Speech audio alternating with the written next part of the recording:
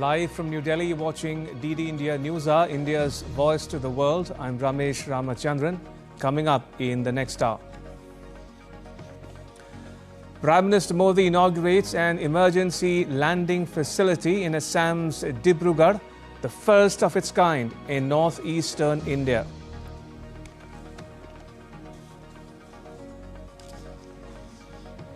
The Prime Minister to unveil development projects worth more than 5,000 crore rupees in the pole-bound state of Assam.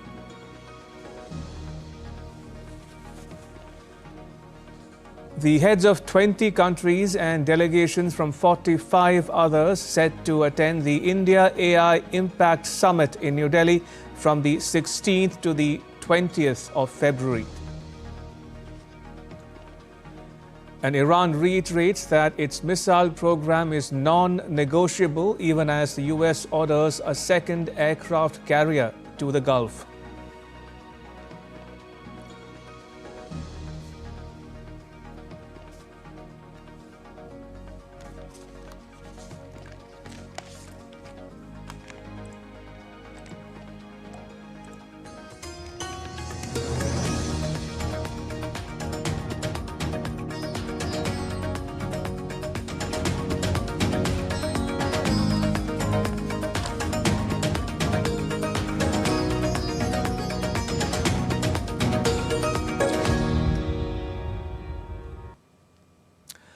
Prime Minister Modi is on a day-long visit to Assam. He reached an emergency landing facility on the Moran bypass in Dibrugarh. It's the first facility of its kind in the entire northeastern India. The facility is a stretch of national highway converted into an alternative runway for contingencies. It is capable of handling emergency landing and takeoff operations of fighter aircraft, heavy transport planes and helicopters. Developed in coordination with the Indian Air Force, the facility enhances the operational flexibility and rapid air mobility in a strategically sensitive region.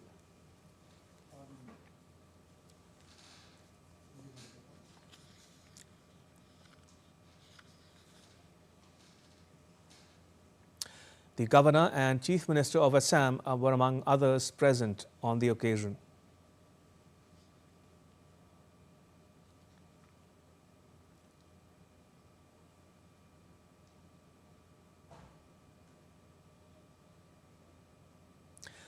The Prime Minister witnessed an aerial display featuring Rafale and Sukhoi 30 MKI fighter jets, C-130 Super Hercules transport aircraft, and advanced light helicopters as part of live demonstration of India's air power and rapid deployment capability.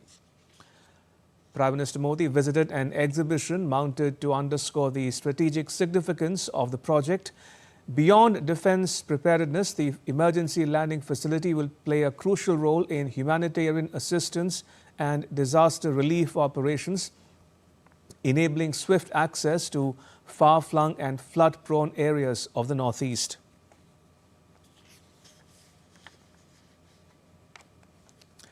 And joining us for more on these developments is my colleague Akshay Dongre, who is in Dibrugarh. Akshay, tell us more about this landing facility and its strategic importance as well.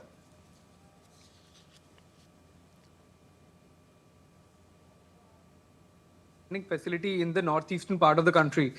We have seen a similar kind of inaugurations earlier in Badmer, that is the western borders of the country, and a few other areas where the airports has demonstrated capability of landing and taking off from highways. But as far as the strategic importance of Northeast is concerned, which is immense, this emergency landing facility only secures the region more than ever before. Because, in the modern warfare, what we have seen in the recent wars around the world is that airports have been the first target of any adversary airports. or even terror elements, if they want to take any sort of hostile action against our armed forces, to render our air capabilities defenseless. So in that situation, these kind of emergency landing facilities become quite important because given the vast stretch of our highways, we can have multiple of these facilities which are very difficult to target because they are not pinned on the map like an airport does.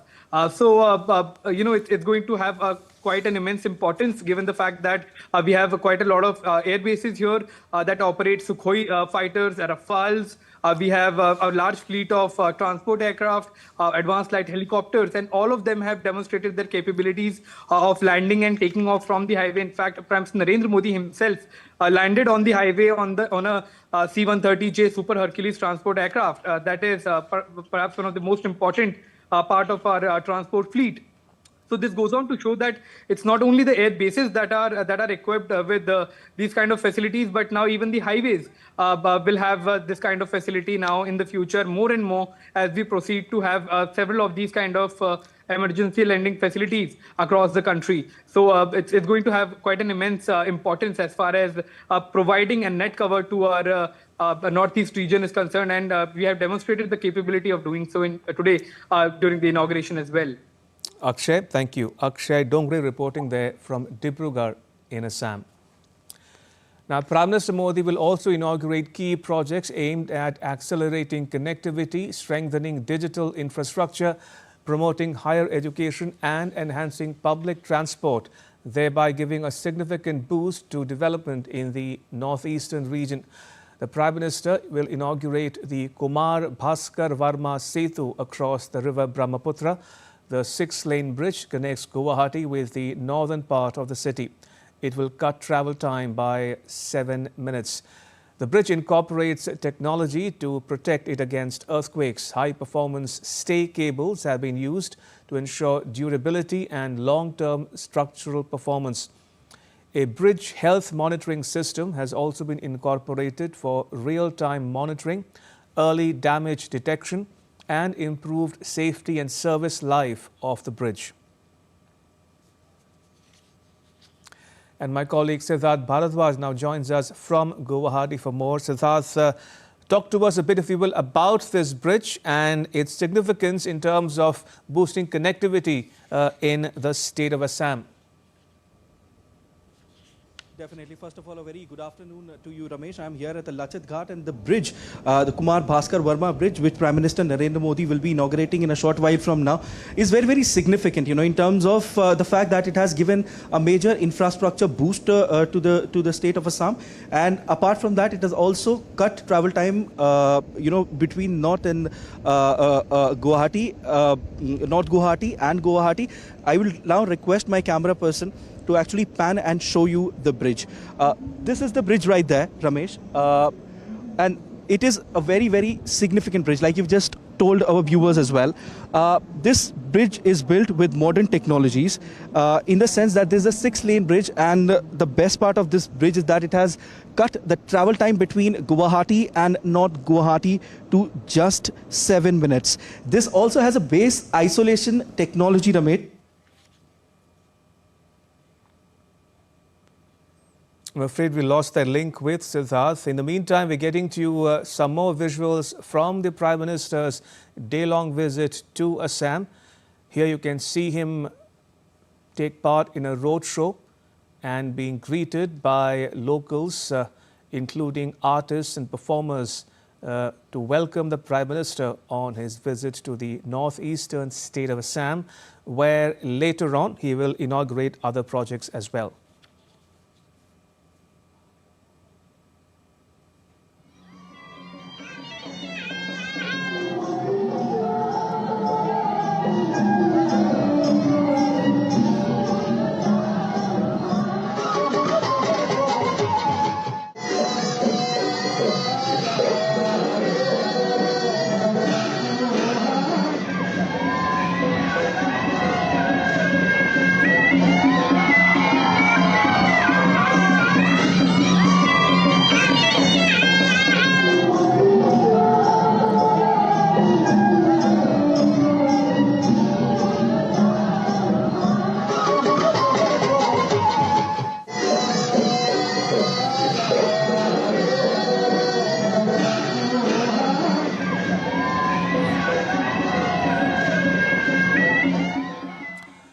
Right, Siddharth, if you're still with us, in the meantime, as you probably would have seen, we are getting the visuals of the Prime Minister's roadshow on his day-long visit to the state. But do finish making your point about the salient features of the bridge.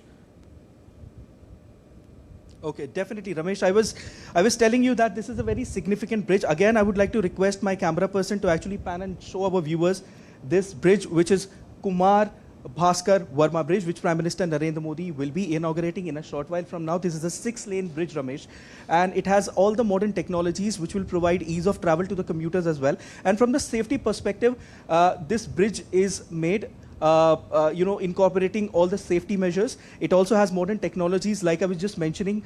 It has a base isolation technology. It also has real-time monitoring for early damage detection. So you can see all the safety measures have also been placed, while making this bridge. This bridge is built on the Brahmaputra River, and the amount which is being used, which is to make this. All right, in some news coming in, let's take you to a press conference on the cabinet from New Delhi. Sir, Brahma Prakash from Z News. मेरा सवाल sir, जो urban challenge fund रखा है, तो इससे पहले smart city योजना भी थी सरकार की, तो जो ये फंड लगेगा, क्या स्मार्ट सिटी उनमें भी लागू होगा ये फंड, या फिर ये अलग से उसी का सेकंड वर्जन है शहरों को विकसित करने के लिए? Thank you. Next, 142. सर नमस्कार, कृष्ण मोहन शर्मा, भारत एक्सप्रेस से. मेरा सवाल भी अर्बन जो फंड आया है, अर्बन डेवलपमेंट फंड, इसमें टीयर 2 और टीयर 3 जो हम सिटी चुनेंगे, उसके क्राइटेरिया क्या रखी गई हैं, क्या रखेंगे उसके लिए criteria?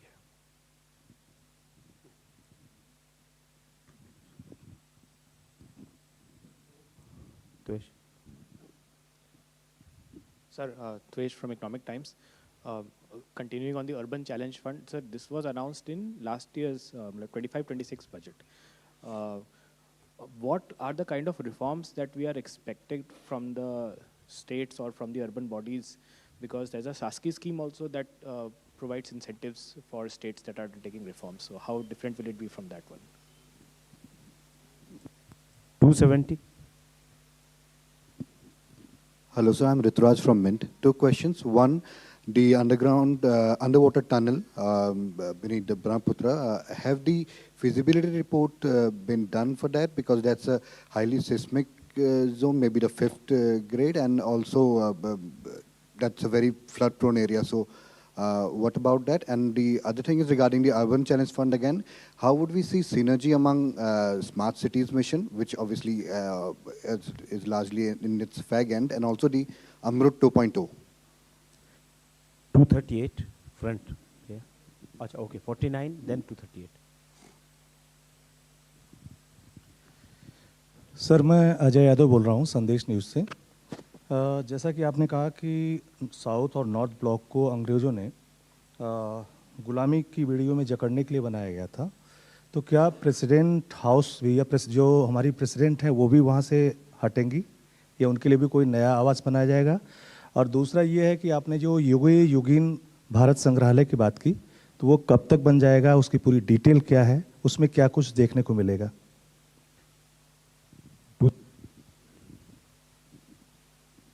So good afternoon, this is Rishabh from Times Now. I have 2 questions. One, given that Seva Tirth, the PMO has shifted to Seva Tirth, when can we expect the ministries or central government offices which are in the rented accommodation in South Delhi, especially around JNU or other such areas, shifting to Kartavya Bhavan? And is there a timeline given to Defense Ministry and External Affairs Ministry to vacate the South Block? Because given the Defense Ministry, it is quite a task to get it shifted. And so on Metro project, when we are talking about Aqua Line and Blue Line, extension from Botanical Garden to Sector 142, is there any recommendation coming in for a joint ticket system as well? Because as of now, the ticketing system is different, and a lot of commuters have complained about that as well. Joint ticketing में क्या factor? 189 last. I think. Deepak. Sir, I am Deepak. I have 3 questions because there are 3 subjects. First, on the urban challenge fund, I think there is a proposal that, because it will be on PPP, so will the private players, their projects, appraised by municipal bodies and states, will they also be able to tap these funds? But in a way, then they will become the administrator for different services. So that's a question for the UCF. And on the Maharashtra railway line that you talked about, 24-kilometer tunnel, will it be the biggest tunnel on the railway network? And third, about the underwater projects, it will be, I think, longest tunnel. Sir, and I think this project will be a, first of its kind, where the road, railway, and also defense ministry will be involved. Is there a proposal to share the funding pattern? And obviously, supplementary to that, because this has been going on since 2021.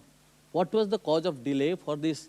First, we started to build a 2-inch tunnel, both road and rail. Then suddenly it became only road, and finally it is becoming road and rail.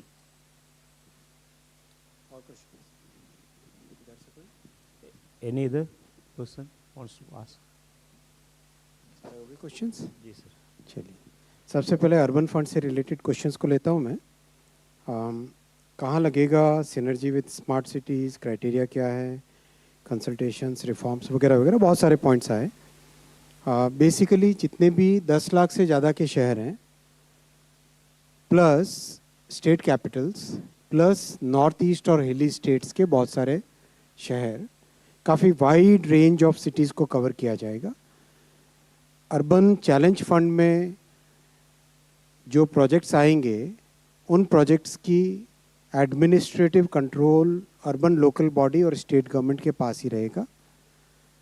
Project में participation technology providers का भी होता है, आज भी होता है, industry का भी होता है हमेशा, और वो मॉडल बना रहेगा. जो एक इनोवेशन आया है, वो इनोवेशन है फंडिंग में. Funding 25% of the project cost central government की तरफ से रहेगी, 50% मार्केट से आएगी, और 25% स्टेट और अर्बन लोकल बॉडीज़ की तरफ से रहेगी.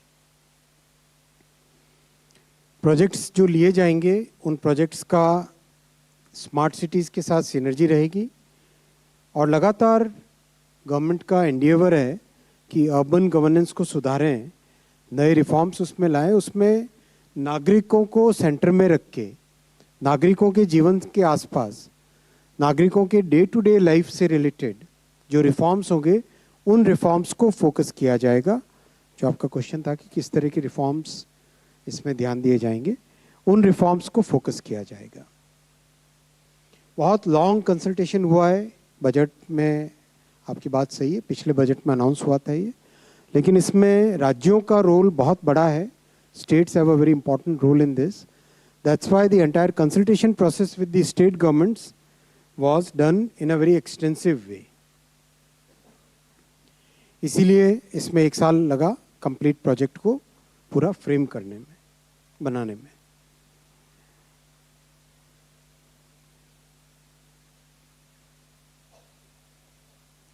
टनल, जो अंडर वाटर टनल है, उसमें क्वेश्चन टेक्निकल है और दूसरा टाइम का है. ये बहुत ही कॉम्प्लेक्स प्रोजेक्ट है. अंडर वाटर के अलावा ये जो हिमालयन जोन है, हिमालयन टेरेन में, जैसा आप सब जानते हैं, यंग माउंटेन्स है हिमालयन माउंटेन्स. यहाँ पर रॉक फॉर्मेशन कम है, और रॉक और सैंड के बीच का जो फॉर्मेशन है वो बहुत ज़्यादा है. इसीलिए यहाँ पे टनल के डिज़ाइन को बहुत स्पेशल तरीके से किया जाता है. इसमें रेलवे और हाईवे दोनों की ही बहुत अच्छी एक्सपर्टीज डेवलप हो गई है.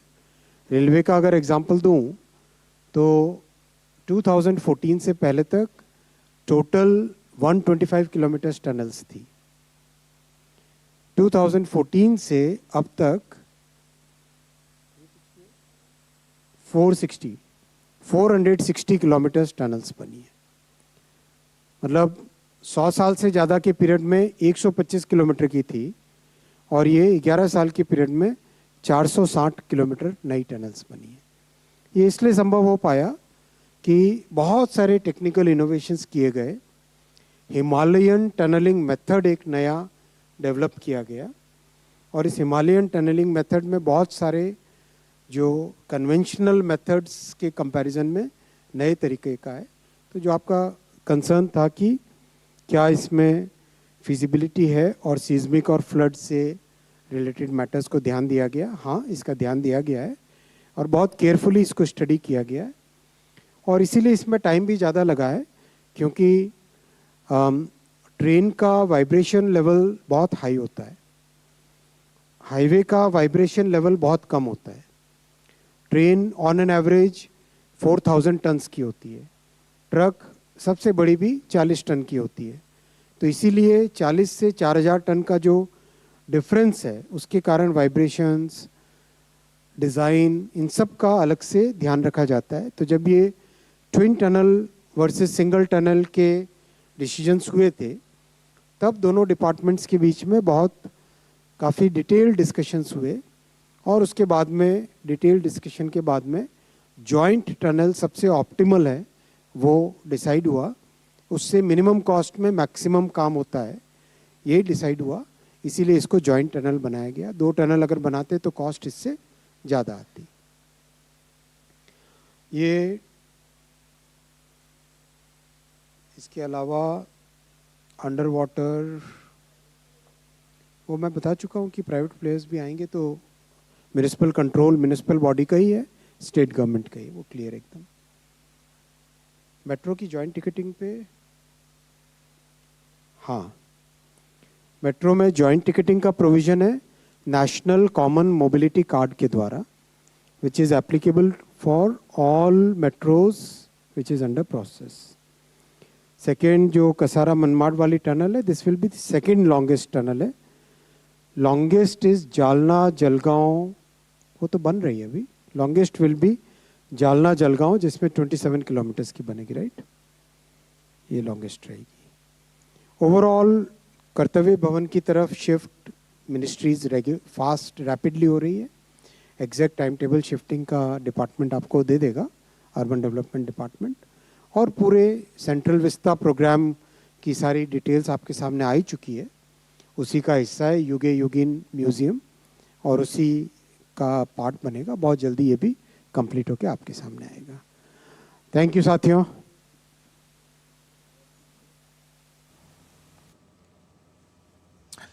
So there you heard Information and Broadcasting Minister Ashwini Vaishnav giving a press conference on the cabinet decisions. Let's get you some more news on the Prime Minister's ongoing visit to Assam. He will inaugurate the National Data Center for Northeastern region at Amingaon in Kamrup district of the state. Now this state-of-the-art facility will host mission-critical applications of various government departments and also function as a disaster recovery center for other national data centers. Now this has just been inaugurated by the Prime Minister. Now this facility will enable the governments in the Northeast to digitally facilitate the delivery of essential citizen-centric services.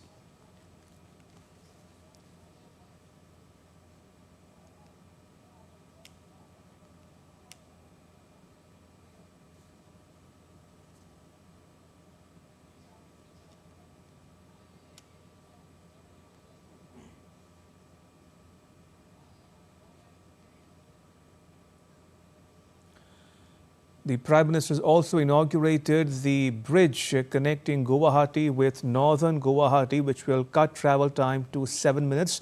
This is part of the several development projects worth more than 5,000 crore rupees that he will inaugurate in Assam. And this, in the meantime, are the latest visuals of the Prime Minister's roadshow in the state of Assam. Take a look.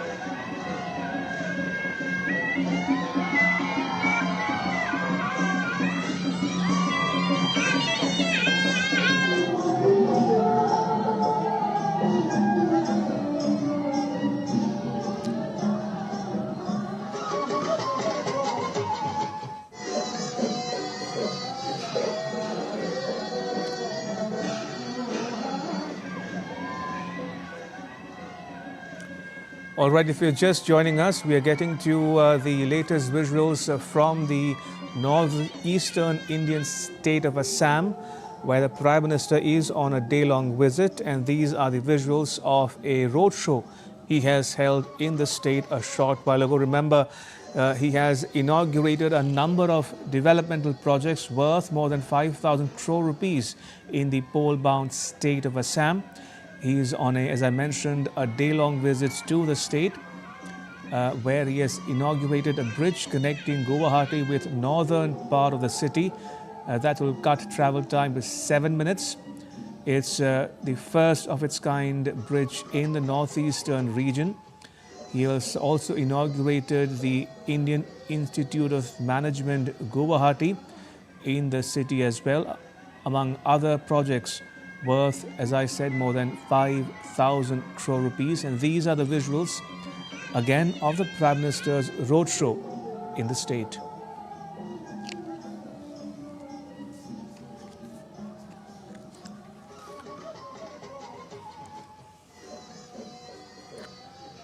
Among the projects inaugurated are the Kumar Bhaskar Varma Setu across the river Brahmaputra.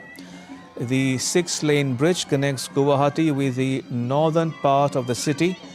As I mentioned, it will cut travel time to 7 minutes. The bridge incorporates technology to protect it against earthquakes. High-performance stay cables have been used to ensure durability and long-term structural performance. He will also inaugurate, among other projects which he has in the past few minutes, the National Data Center for Northeastern Region at Amingaon in the Kamrup district. Now, this state-of-the-art facility will host mission-critical applications of various government departments and also function as a disaster recovery center for other national data centers. Now, this will enable the governments in the Northeast to digitally facilitate the delivery of essential citizen-centric services. He has also flagged off 225 electric buses under the PM E-Bus Seva scheme. Under this initiative, more than 500,000 citizens are expected to benefit from access to clean, affordable and reliable public transport services, contributing to improved urban mobility and enhanced quality of life.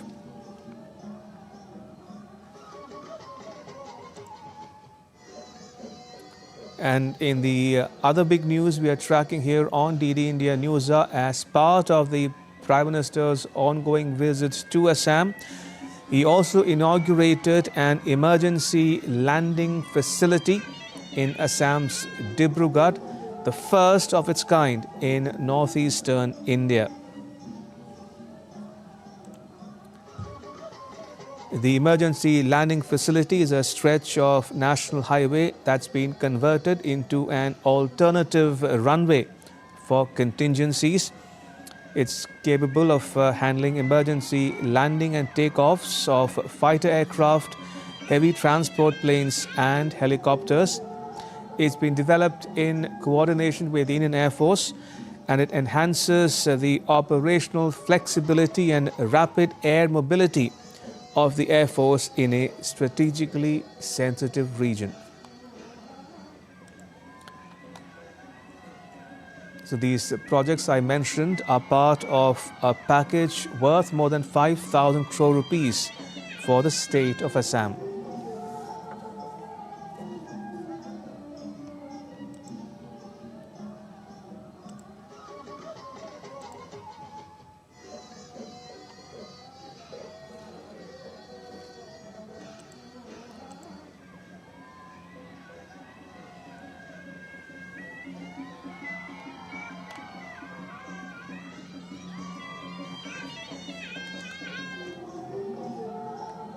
Right, so if you're just joining us, let me recap for the benefit of our viewers about the latest news coming in from Assam, where the Prime Minister is visiting as we speak.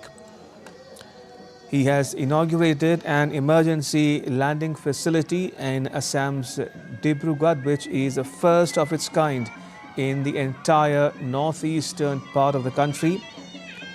He has also unveiled development projects worth more than 5,000 crore rupees. It includes a bridge connecting Guwahati with the northern part of the city. It's called the Kumar Bhaskar Varma Setu. So as you can see on your screens, the Prime Minister inaugurating key projects including the Kumar Bhaskar Varma Setu across the river Brahmaputra. This 6-lane bridge connects Guwahati with the northern part of the city. It will cut travel time to 7 minutes. The bridge incorporates technology to protect it against earthquakes. High-performance stay cables have been used to ensure durability and long-term structural performance. A bridge health monitoring system has also been incorporated for real-time monitoring, early damage detection, and improved safety and service life of the bridge.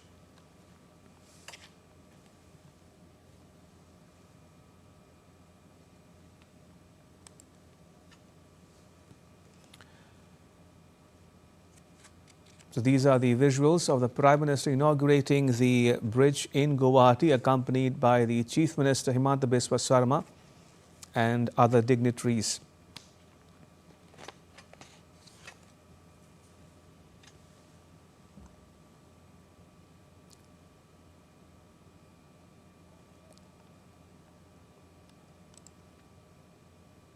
The Kumar Bhaskar Varma Setu across the river Brahmaputra has just been inaugurated by Prime Minister Modi. It's a 6-lane bridge and it connects Guwahati with the northern part of the city. Interestingly, it will cut travel time between the two locations to 7 minutes. And as has been mentioned and reported here on DD India, it incorporates new technology.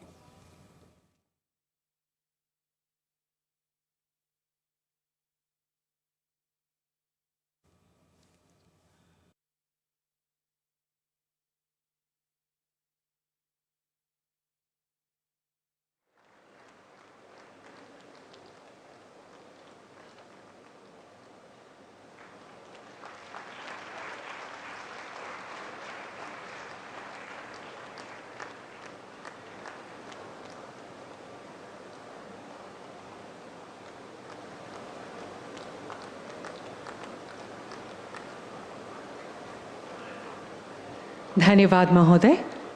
देवियों सज्जनों, इसी के साथ हम इस भव्य और ऐतिहासिक कार्यक्रम का समापन करते हैं और हम हार्दिक आभार प्रकट करते हैं माननीय प्रधानमंत्री श्री नरेंद्र मोदी जी का, जिन्होंने इस कार्यक्रम को अपने अमूल्य उपस्थिति से गौरवान्वित किया और इसकी महत्ता को और बढ़ाया। बहुत बहुत धन्यवाद।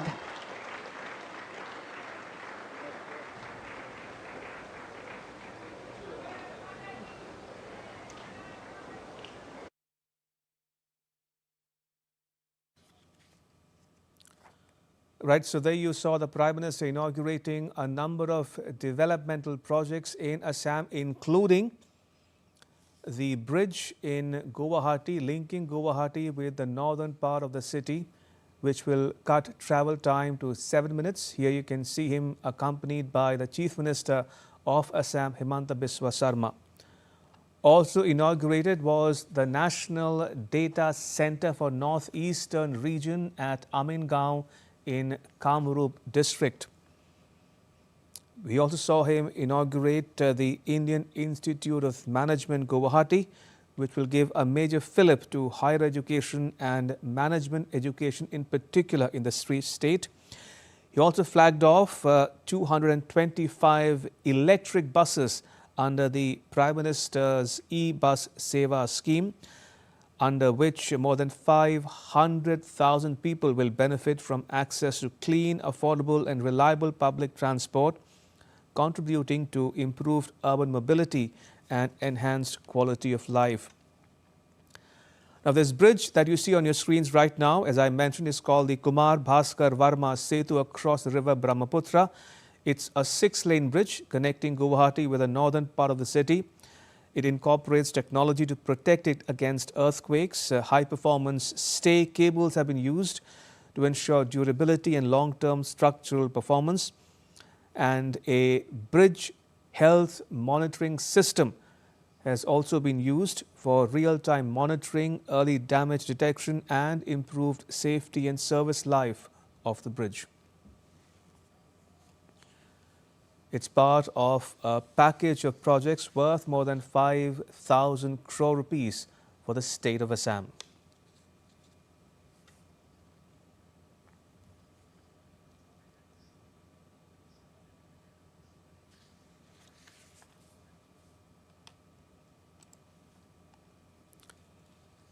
Also included among the projects just inaugurated is the National Data Center for Northeastern Region. This state-of-the-art facility will host mission-critical applications of various government departments and also function as a disaster recovery center for other national data centers. It will enable the governments in the Northeast to digitally facilitate the delivery of essential citizen-centric services.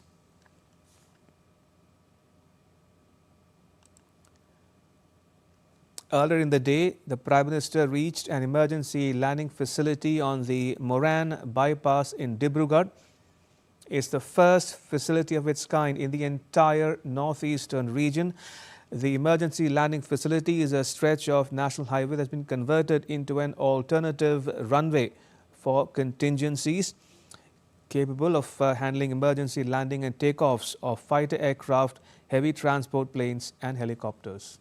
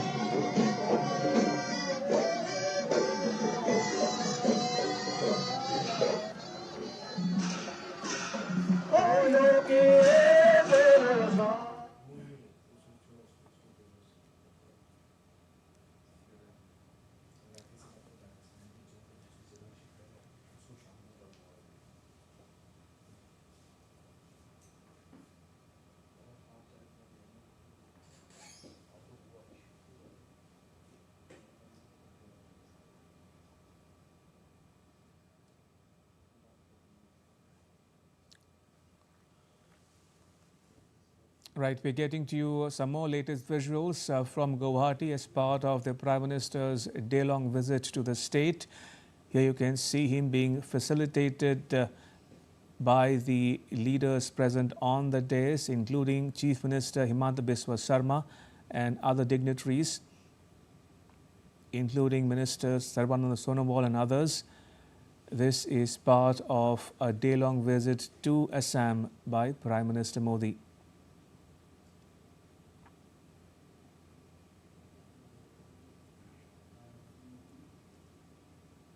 He has just inaugurated a number of projects worth more than 5,000 crore rupees for the state of Assam, including a bridge linking Guwahati with the northern part of the city that will cut travel time to 7 minutes. He has also inaugurated the Indian Institute of Management in Guwahati and also a national data center, in addition to an enhanced landing facility which is part of India's defense preparedness to enable fighter aircraft and other types of aircraft, including helicopters, to land on a highway that's been converted into an emergency landing facility during contingencies.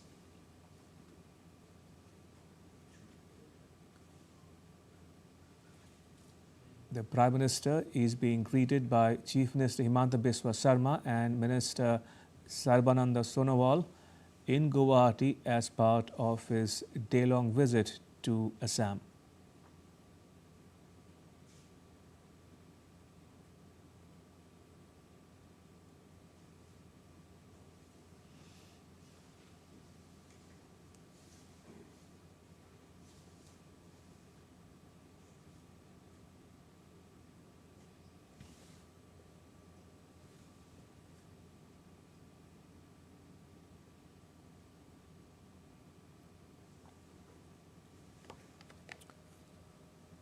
As part of the projects that the Prime Minister has inaugurated in Assam is this bridge that you see on your screens, the Kumar Bhaskar Varma Setu across Brahmaputra River.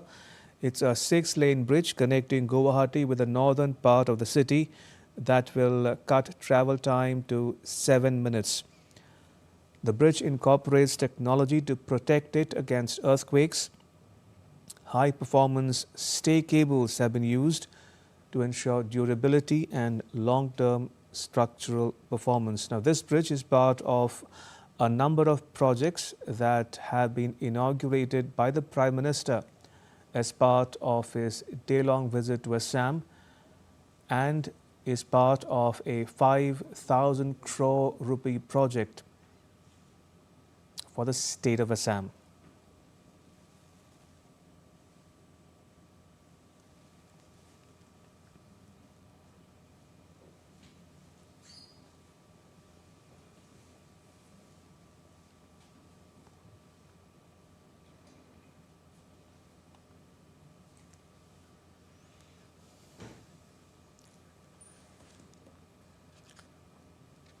Right, so if you're just joining us, we are getting to the latest visuals from the northeastern Indian state of Assam, where the Prime Minister, Mr. Narendra Modi, is on a day-long visit. He has inaugurated a number of development projects worth more than 5,000 crore rupees for the state of Assam, including this bridge that you see on your screens, the Kumar Bhaskar Varma Setu across river Brahmaputra. We'll try to link up with our correspondents on the ground covering the Prime Minister's ongoing visit to Assam for more on his engagements there. We'll link up with Siddharth Bharadwaj in Guwahati in just a bit. But in the meantime, let me recap the day's news that we are tracking here on DD India Newshour. The Prime Minister is on a day-long visit to Assam. Earlier in the day, he inaugurated an emergency landing facility in Assam's Dibrugarh. It's the first of its kind in the entire northeastern India. And he's also inaugurated, as you can see on your screens, a number of projects worth more than 5,000 crore rupees, including the flagging off of electric buses as part of the Prime Minister's e-bus Seva scheme.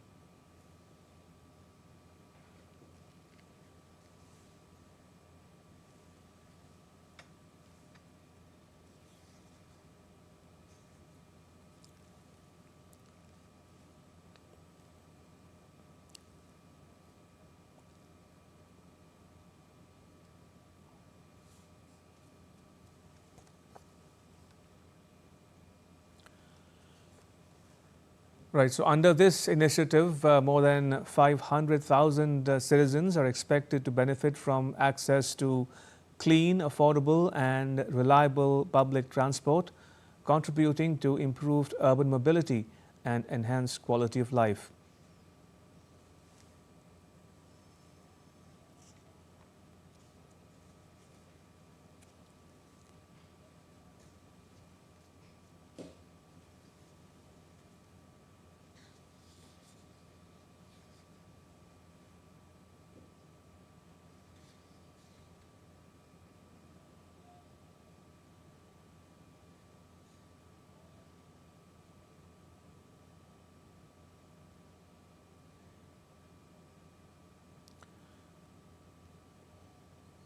Also on your screens are the other projects that the Prime Minister has inaugurated in Assam as part of a 5,000 crore rupee package for Assam, which includes a number of development projects, including the Indian Institute of Management, Guwahati, a national data center, as well as an e-bus scheme, in addition to an enhanced landing facility in Dibrugarh. All these are taking place as part of the Prime Minister's day-long visit to Assam.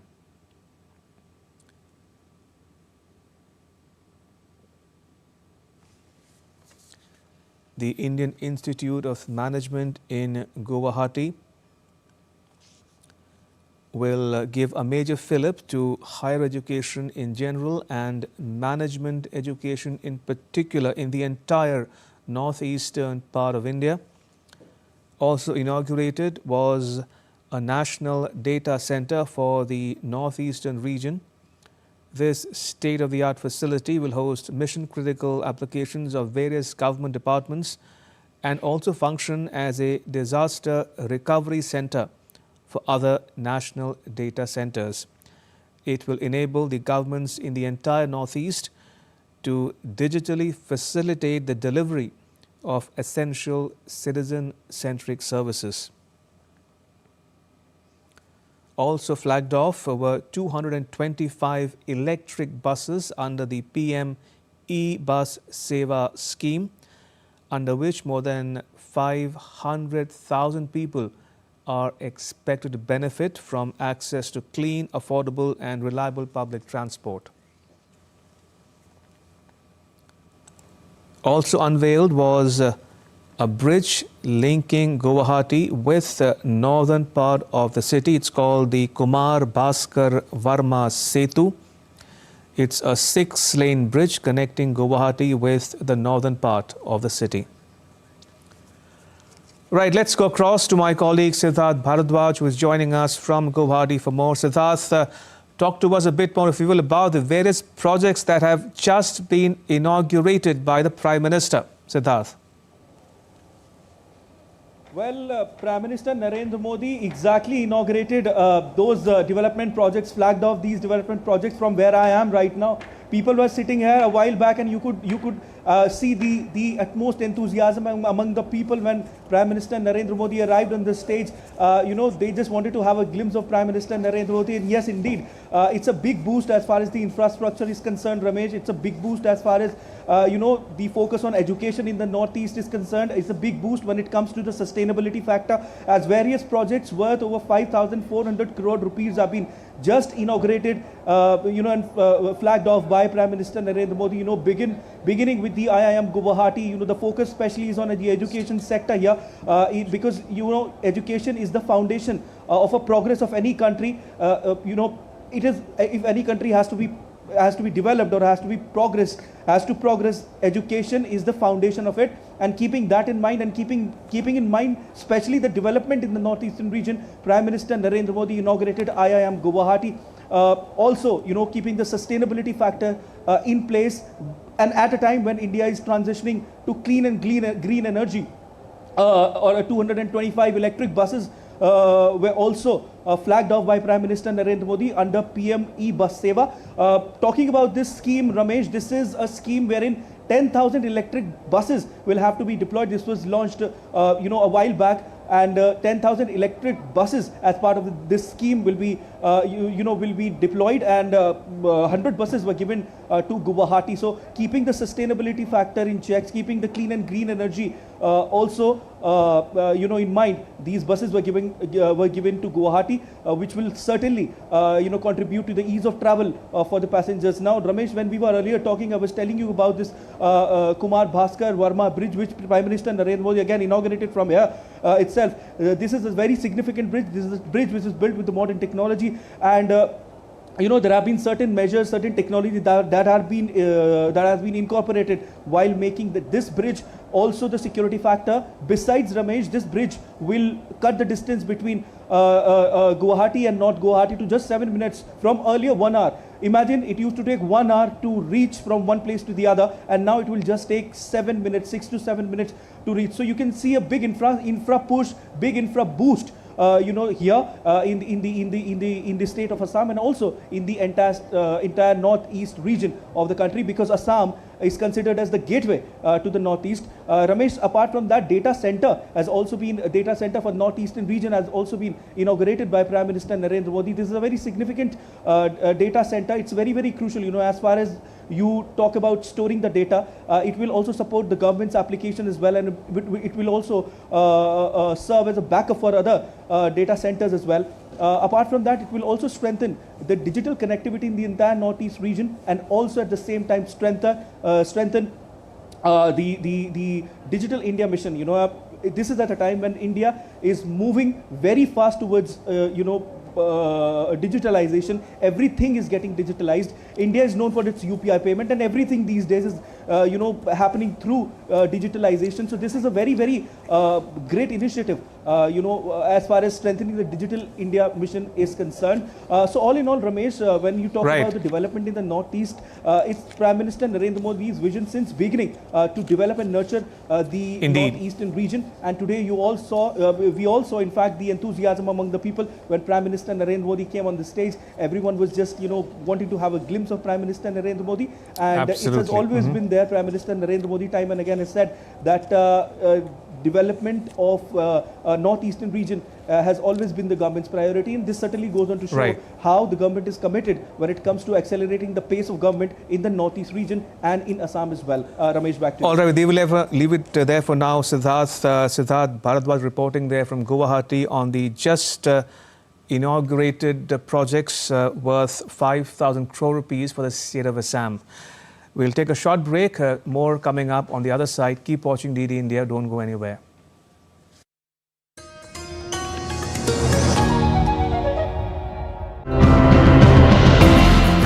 When we see so many things wrong around us, we just need to turn off our autopilot and start making conscious choices. Raja Banerjee decided things needed changing and introduced organic farming methods. His aim, producing tea in harmony with nature.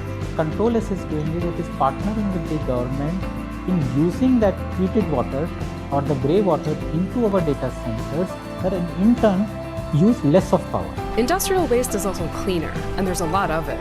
Taiwan has a lot of big industry, in particular semiconductors and petrochemicals, so there's big potential for reuse there. To make the process more efficient, he created an app. The app already shows where the trees are and when they were last watered, so you can also plan a route near your home.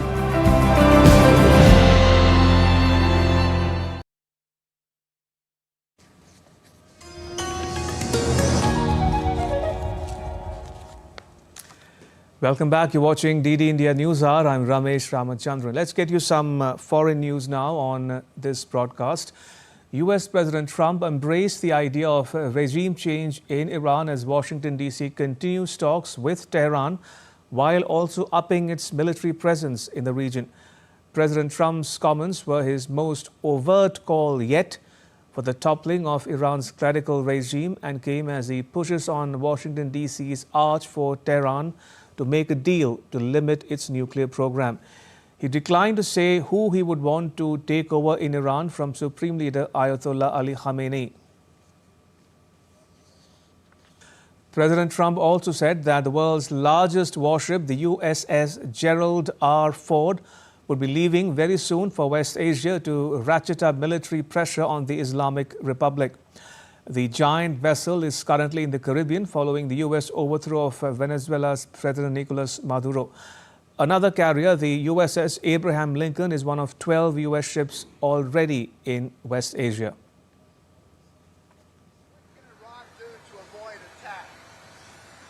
Give us the deal that they should have given us the first time. If they give us the right deal, we won't do that. But, you know, historically, they haven't done that. I will say they want to talk, but so far they do a lot of talking and no action. When are those talks, Mr. President? They've already started. Do you want regime change in Iran? Well, it seems like that would be the best thing that could happen. For 47 years, they've been talking and talking and talking. In the meantime, we've lost a lot of lives while they talk, and legs blown off, arms blown off, faces blown off. It's been going on for a long time, so let's see what happens. In the meantime, we have tremendous power has arrived, and additional power, as you know, another carrier is going out shortly. So we'll see it out. If we could get it settled for once and for all, that would be good. On the diplomatic front, a U.S. delegation, including Steve Witkoff and Jared Kushner, will meet with the Iranians on Tuesday in Geneva. Meanwhile, in Iran, protests have subsided for now, but the US-based Reza Pahlavi, the son of Iran's last king, urged global intervention to support the Iranian people.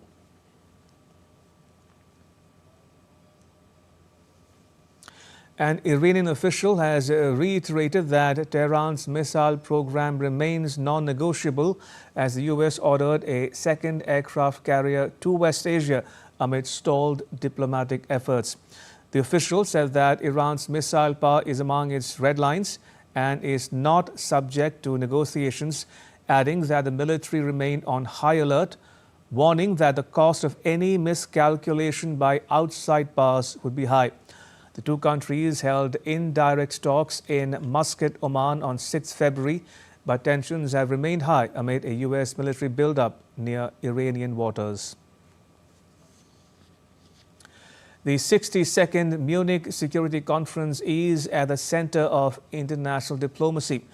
From India, Minister for Finance and Corporate Affairs Nirmala Sitharaman will participate in the high-level Munich Security Conference roundtable and also take part in key panel discussions.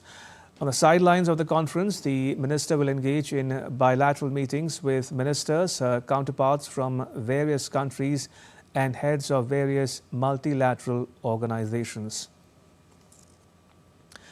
European leaders push for a reset in transatlantic relations on the sidelines of the Munich Security Conference. Germany's Chancellor Friedrich Merz on Friday called for a stronger and more united Europe to help rebuild its relationship with the US. The Chancellor urged Washington, D.C. to repair and revive trust at a time when global stability is under strain, warning that the traditional international order is weakening amid rising great power competition. He warned that Europe must beef up its own defenses, hinting at talks with France's President Emmanuel Macron over nuclear deterrence. President Macron met British Prime Minister Keir Starmer on the sidelines of the conference. During their meeting, the President praised the unique relationship between the UK and France. He highlighted their shared interests in economy, industry, migration and security. The Munich Security Conference will conclude on 15th February. Germany's Chancellor Friedrich Merz held talks with US Secretary of State Marco Rubio in Munich on the sidelines of the conference. The German Chancellor discussed the Ukraine conflict with Secretary Rubio, calling it their most critical challenge. As Ukraine readies for new peace talks as early as next week, the Trump government is ramping up pressure on Russia in hopes of ending the conflict by early summer. The two leaders also discussed the situation in West Asia, particularly Iran. At the Munich Security Conference, Ukraine's President Volodymyr Zelensky is expected to meet US Secretary of State Marco Rubio on Saturday. Earlier, President Zelensky said that leaders made significant progress on plans to increase pressure on Russia and boost international cooperation to help end the conflict. On the sidelines of the conference, President Zelensky called for increased military aid packages as he attended talks with various leaders. During his talks with Norway's Prime Minister, the Ukraine leader said that the two sides would cooperate on air defense missiles and other military aid packages to strengthen Ukraine's armed forces. President Zelensky held talks with Denmark's Prime Minister Mette Frederiksen and Finland's President Alexander Stubb, focusing on bolstering Ukraine's defense capabilities. US President Trump said that he planned to visit Venezuela and reiterated satisfaction with his interim leader as his government authorized 5 major oil companies to operate in the country. The US Treasury's Office of Foreign Assets Control issued general licenses letting major oil companies operate in Venezuela's oil and gas sector, with royalties required to go into Treasury-designated accounts. This aligns with the Trump government's stance that Washington, D.C. will hold and manage those funds in custody for Venezuela's benefit. A second license allows companies to negotiate potential investment contracts in Venezuela's oil and gas sector. The oil industry has expressed interest in Venezuela while cautioning that the time frame for investment depended on having clear rules after expropriations by earlier governments. In Venezuela, 17 political prisoners have been released as talks continue over the adoption of a historic amnesty bill designed to end the use of courts to crack down on dissent. The amnesty law, if enacted, is expected to cover all charges brought against dissidents who oppose the rule of Nicolas Maduro and his predecessor Hugo Chavez over the past 27 years. National Assembly President Jorge Rodriguez called for Venezuelans to continue this path of peace for the construction of democratic coexistence. Rodriguez did not publish the names of those released. Lawmakers on Thursday postponed its adoption after failing to reach an agreement on how to apply it. They agreed to continue the debate on 19th February.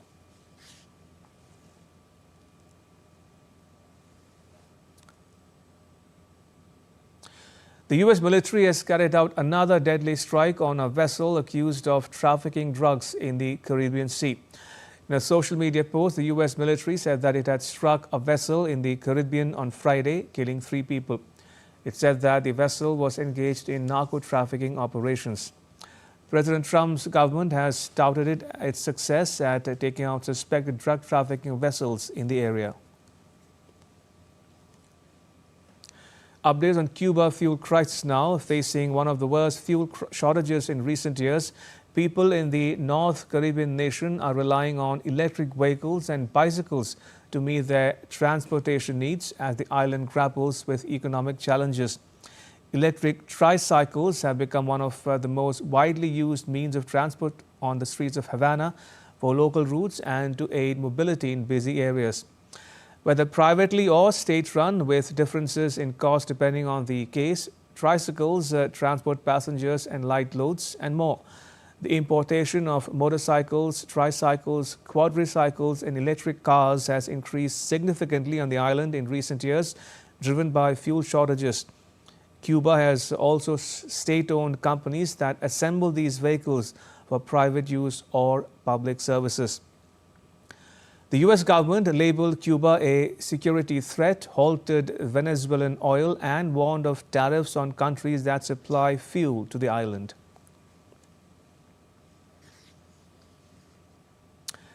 And in more news from Cuba, a fire broke out on Friday at a refinery in Cuba's capital, Havana. Cuba's Ministry of Energy and Mines confirmed that the blaze started in a refinery warehouse and was swiftly brought under control. Officials said that its cause is under investigation. The fire did not spread to fuel storage tanks or other facilities. The Caribbean nation is grappling with a severe economic crisis marked by rolling power outages and shortages of fuel, food and medicines. Cuba's fuel crisis has deepened after U.S. President Trump vowed to cut off Venezuelan oil supplies to the island following the ouster of Venezuelan leader Nicolas Maduro. Washington, D.C. has also warned tariffs on countries supplying crude to Cuba, effectively tightening an oil blockade. In response, the Cuban government has taken emergency measures, including reducing school hours, shutting universities, limiting public transport and cutting fuel sales. Hospitals and other essential services have also been affected, prompting concern from the United Nations. Canada's Prime Minister Mark Carney paid tributes to the victims of one of Canada's deadliest mass shootings at a makeshift memorial in the remote town of Tumbler Ridge, British Columbia. The tragedy ranks among the worst mass shootings in Canadian history. The country's deadliest such attack occurred in April 2020 when a gunman killed 22 people in Nova Scotia before being shot dead by the police. At the vigil in Tumbler Ridge, the Prime Minister comforted grieving families.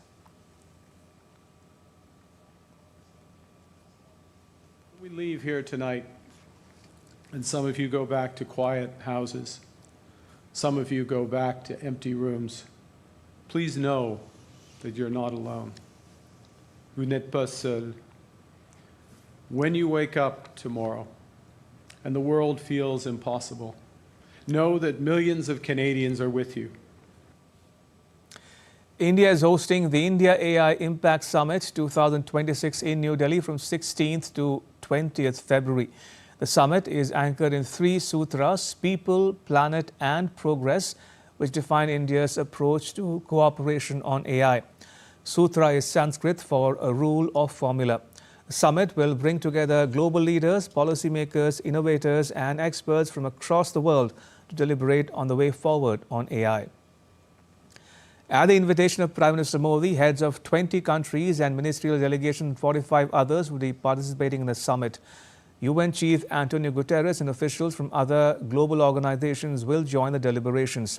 The summit is being positioned as the first major global AI gathering in the Global South. It comes at a time when global AI ecosystems are undergoing a significant shift. While large language models have shown rapid progress, policymakers and experts have increasingly highlighted the need for stronger data governance, diversified AI architecture, and sector-specific deployment.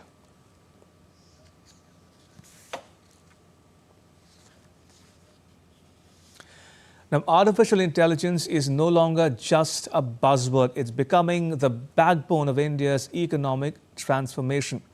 It promises faster decisions, smarter systems, and new opportunities for millions of workers. The spotlight is firmly on how this technology can drive growth while ensuring sustainability and fairness. The next report explores how AI is powering India's economy and what it means for the future.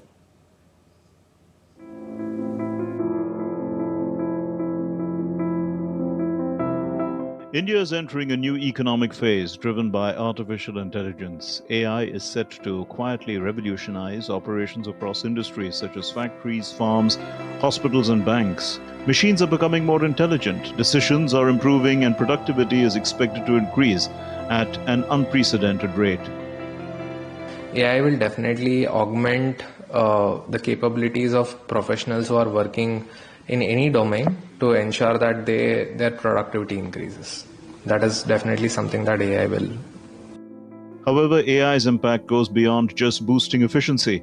It is also changing the nature of jobs.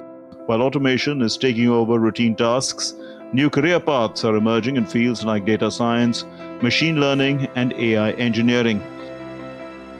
The government's India AI mission is equipping millions of young people with the skills needed to meet future challenges.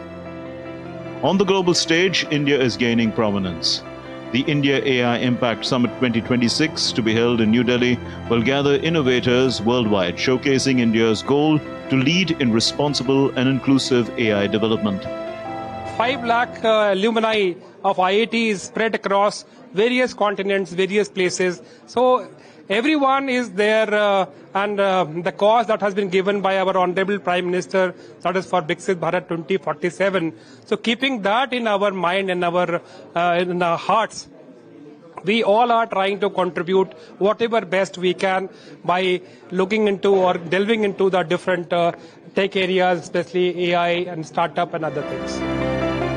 AI is also playing a key role in addressing major development issues such as climate change, food security, and healthcare. Advances in smart agriculture, clean energy, and predictive healthcare technologies are improving the lives of millions. Concerns about job losses, data privacy, and unequal access remain, but with robust regulations and an emphasis on ethics, India aims to ensure AI benefits everyone, not just a select few. Artificial intelligence is more than just a technology. It is poised to become the driving force behind India's economic transformation, promising growth, sustainability, and a future where innovation and inclusivity go hand in hand. Bureau Report, DD India. India represents a force to reckon with in global AI ecosystem today. Clear policy framework and ambitious investments by the government have played a key role in creating a strong foundation for AI-led growth. More in the next report.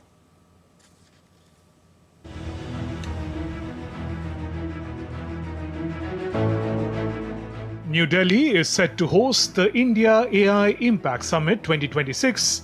Today, India stands at the cusp of a new era powered by artificial intelligence, where technology is transforming lives and shaping the nation's progress. Key policy initiatives by the Modi government, such as India AI Mission, are at the heart of this transformation. India AI Mission was approved in 2024 with a financial outlay of Rs 10,371 crore over 5 years. National Supercomputing Mission (NSM) initiated in 2015 with budget outlay of Rs 4,500 crore. India Semiconductor Mission, with outlay of 76,000 crore rupees, supports manufacturing, design and talent development. Union Budget 2026-27 marked a further step in this direction with announcement of India Semiconductor Mission 2.0. National Quantum Mission, with the Rs 6,000 crore outlay, aims to develop quantum computers with 20 to 1,000 qubits. AI can help transform millions of lives by improving health, education, agriculture, and so much more. It can help create a world in which the journey to sustainable development goals becomes easier and faster. To do this, we must pull together resources and talent. We must develop open source systems that enhance trust, and transparency. We must build quality data sets free from biases. We must democratize technology and create people-centric applications. India's development-focused approach places democratization at the core of its AI strategy, enabling participation by startups, researchers, public institutions, and innovators across regions. Over 38,000 GPUs are available at 65 rupees an hour, boosting affordable AI access. 5G covers 99.9% of districts, powering scalable AI infrastructure across the country. AI Kosh offers over 7,500 datasets and 273 models as shared national resources. Additionally, to encourage long-term investments, Budget 2026-27 has proposed a tax holiday till 2047 for foreign companies providing cloud services to customers using data center services from India. Guided by the vision of making AI in India and making AI work for India, today the nation ranks third globally in artificial intelligence competitiveness. Shubhendu Ghosh for DD India. Commerce and Industry Minister Piyush Goyal called the budget as a blueprint built on economic growth, infrastructure expansion and inclusive development. Addressing a press conference in Mumbai, Minister Goyal highlighted that the budget reflects the collective resolve to transform India into a developed nation. He described the budget as a multi-dimensional in its impact. He underlined the government's plan to promote large-scale data centers in India to attract foreign investments and generate jobs. Sitharaman वित्त मंत्री जी ने जो budget पेश किया वो विकसित भारत को नए पंख देने के लिए जो मार्ग प्रशस्त किया है उसको दर्शाता है। जो तीन प्रमुख विषय इस बजट में देखने को मिलते हैं, एक आर्थिक प्रगति, इकोनॉमिक ग्रोथ, इकोनॉमिक डेवलपमेंट। जो दूसरा प्रमुख स्तंभ इस बजट का है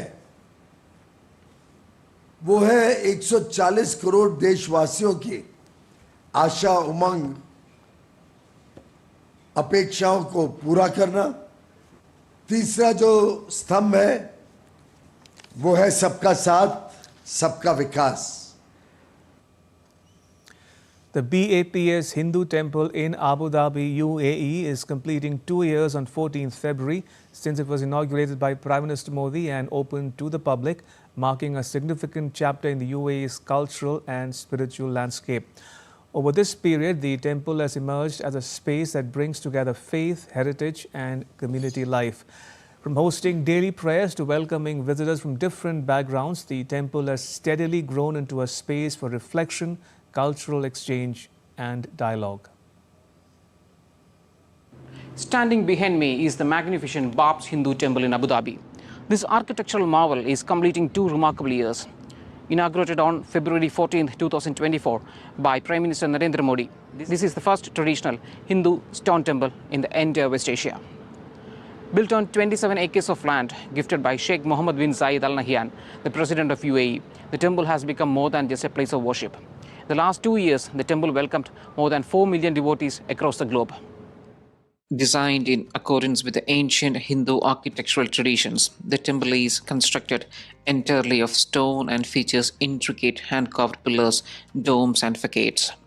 The carvings narrate themes of peace, harmony, tolerance and human values, reinforcing the message of coexistence that the UAE promotes. Over the past 2 years, the temple has emerged as a cultural landmark in Abu Dhabi. Alongside daily prayers, it has hosted cultural programs, educational tours and interfaith gatherings, drawing residents, tourists and dignitaries alike. These initiatives have helped position the temple as a platform for dialogue and mutual understanding. As we celebrate the 2nd anniversary of the BAPS Hindu Mandir in Abu Dhabi, It's a matter of great and deep spiritual delight. I remember in February 2024, when our Honorable Prime Minister, Sri Narendra Modi, he opened the temple. He said one line, that the UAE has added a golden chapter in the history of humanity. The temple, which stands as the first traditional Hindu stone temple in West Asia, was constructed using ancient architectural techniques without using steel in its superstructure. Thousands of artisans hand-carved pink sandstone from Rajasthan and Italian marble to create the intricate structure, following traditional temple building practices that date back centuries. This monumental project required years of craftsmanship and collaboration between Indian artisans and local authorities, representing not just a place of worship but a resolve to the UAE's embrace of multiculturalism and the strong cultural ties between the two nations.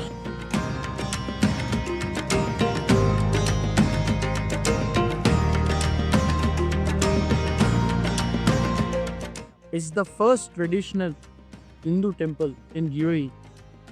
And in the last 2 years, we have so many visitors from so many different countries. But just imagine a story that a Muslim ruler giving a land to a Hindu temple where its main architect is Christian Catholic. We are very delighted that the temple has hosted more than 40 lakh people, not only from the Indian communities, but from the audience across the world. Devotees from across the UAE and beyond continue to stream to the Babs Hindu temple, drawn by faith and a sense of belonging. For many, the temple represents a spiritual home, offering a rare opportunity in the region to practice traditions rooted in centuries-old customs. Visitors describe the experience as one of calm and reflection, set against a backdrop of intricate stone carvings and serene surroundings. We are very happy that we have this temple here. Well, in this country, out of all the hustle, we can come here and relax it. यहाँ आकर के बहुत अच्छा लगता है हमें, बहुत सुंदर मंदिर है, बहुत अच्छा लगता है. As the temple marks this milestone, it continues to serve as what temple authorities call a beacon of global harmony, bringing together people of all faiths and background under one roof. This is Vinod Kumar for DD India from Abu Dhabi. In sports news now, Indian athletes delivered a strong performance in the men's hammer throw at the Abu Dhabi Masters, with Kishore Kumar Chandiramogan securing gold and Mohammad Ansar taking bronze in the 30-plus age category. Kishore Kumar clinched the top position with a winning throw of 37.92 meters, while his compatriot Ansar earned third place on the podium at the International Veterans Athletics Meet.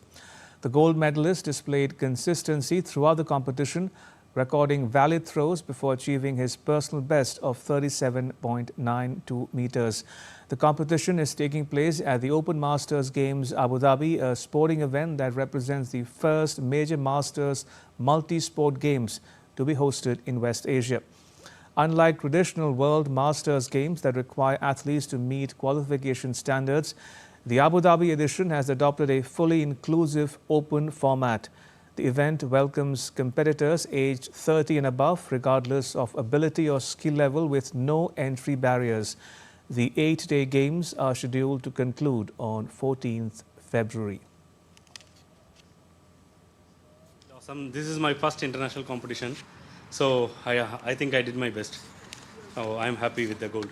Actually, during my junior and senior, I was practicing and I did my best. But after a long gap, now I again restarting in the Masters competition and going well as far as now. I love Abu Dhabi, and the organization is doing very well.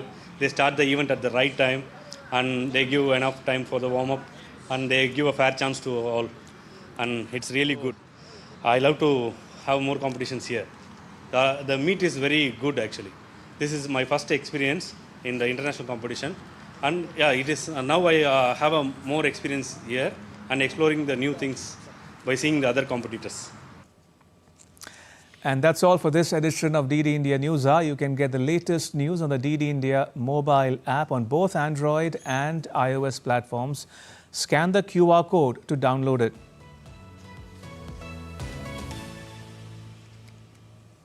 And we'll be back with more news as it breaks. I'm Ramesh Ramachandran from all of us here in New Delhi.